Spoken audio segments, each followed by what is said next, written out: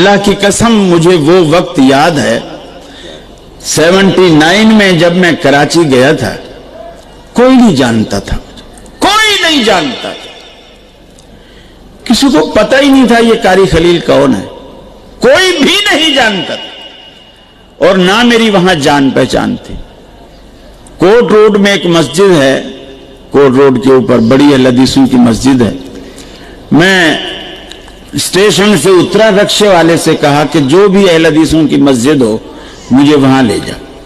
وہ مجھے اسی مسجد میں لیا۔ وہاں آپ کے فیصل آباد کے قریب ایک علاقہ ہے سمندری، حافظ ثناء اللہ ضیاء صاحب ہوتے ہیں، وہ اس وقت وہاں امام تھے۔ میں ان سے جا کے ملا،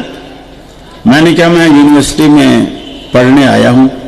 یہاں میری جان پہچان نہیں، اتنا پیسہ نہیں کہ میں ہاسٹل کو افورڈ کر سکوں، میں ہاسٹل میں فیس نہیں پے کر سکتا، ہاسٹل کے اخراجات برداشت نہیں کر سکتا، مسجد والے مجھے مفت رہنے کی جگہ دے دیں، باقی میں کھانا پینا انشاءاللہ ٹیوشن پڑھا کے یہ کر کے میں اپنا کر لوں گا۔ اس نے تو حامی بھر دی، لیکن شام کو جب انتظامیہ والے آئے،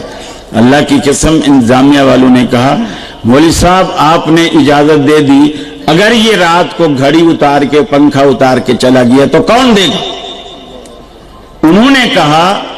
آپ میری تنخواہ سے کاٹ لینا، آپ میری تنخواہ سے کاٹ لینا۔ میں وہاں رکا رہا 6-7 مہینے، اور آج وہ وقت ہے کہ وہی انتظامیہ جو کہتی تھی کہ کہیں یہ پنکھا نہ اتار جائے، گھڑی نہ اتار جائے، اللہ نے وہ وقت دکھایا ہے کہ کوئی چندہ کرنے والے آتے ہیں تو لوگ کہتے ہیں جاؤ قاری خلیل سے تزکیہ لکھوا کے لاؤ۔ یہ صرف دین کی وجہ سے، دین کی وجہ سے یہ عزتیں، یہ عظمتیں، یہ ترقیاں، یہ خوشحالیاں، یہ سب دین کی وجہ سے۔ میرے پاس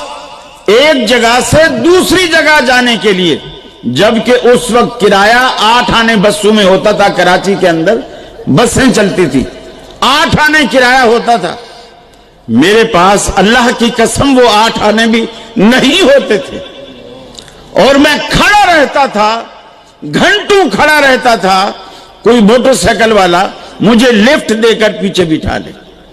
اور اب اللہ مجھے ہوائی جہاز سے بھیجتا۔ یہ صرف دین کی برکت ہے، دین کی۔ اور آپ کہتے ہو بچے پڑھائیں گے تو بھوکے مریں گے،